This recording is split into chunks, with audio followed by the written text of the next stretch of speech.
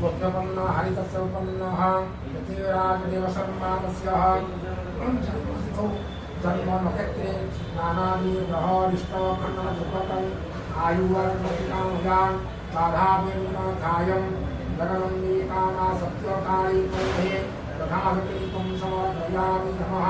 ॐ अग्ने ज्योतिरग्नि स्वाहा सूर्या ज्योतिर्ग्नि सूर्या स्वाहा अग्निवर्चन सूर्यावर्च स्वाहा सुरद्धिकाय नमः।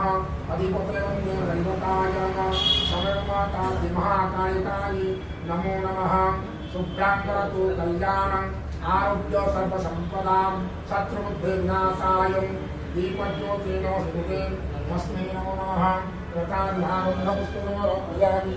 ॐ नमः कर्पूरः सवारूढा महाभीमा पुरदर्शनाहसनमुखे चतुर्भुजा खड्गमुण्डभरा भयकरासीनाः मुण्डमालाधरं देवी विरचिभादिगम्बरान् एवं सा चिन्तयते काले श्मशानायवासिनी श्रीकालिकायै नमः। महाकल्यै नमः। दक्षिणकालिकायै नमः। भद्रकाल्यै नमो नमः।